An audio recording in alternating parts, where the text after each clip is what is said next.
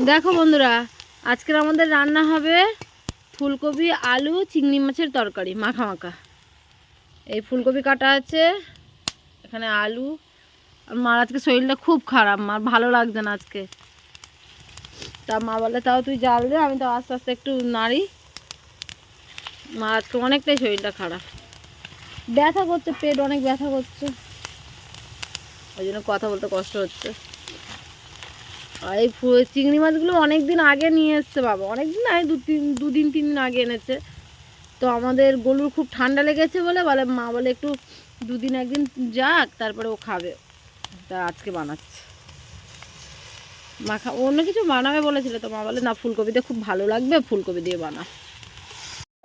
দেখো বন্ধুরা, ওর দিদি রান্না করছে আর একটা লিক বেলুন এনে দিদির কাছে দিয়েছে, দিদি ছাড়িয়ে দাও। দেখো ও শোনা, তোমার দিদি কি সারাতে পারবে? হ্যাঁ পারবে তো। আর এদিকে আমাদের রান্না হচ্ছে, এসে নানান রকমের হচ্ছে বায়না করেই যাচ্ছে দিদির কাছে।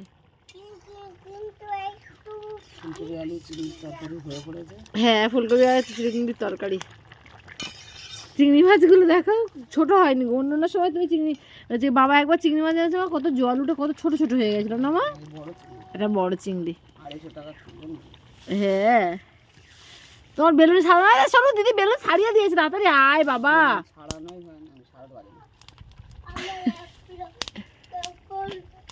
আমার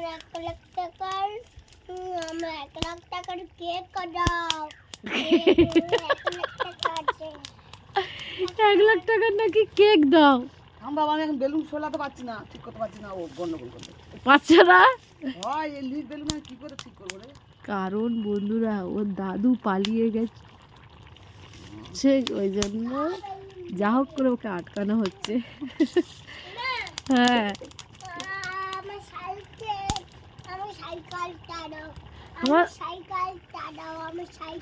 ওরকম করে বললে তো হবে না, ভালো করে বলো দেখি। আচ্ছা বাবা আসুক, এইদিকে তাকিয়ে বলো, বাবা আসুক দেবে।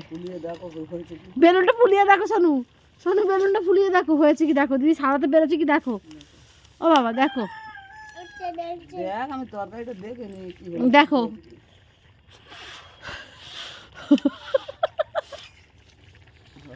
হচ্ছে হয়েছে। হয় তুমি পাচ্ছ না, তুমি পাচ্ছ না বাবা, তোমার দ্বারা হবে না।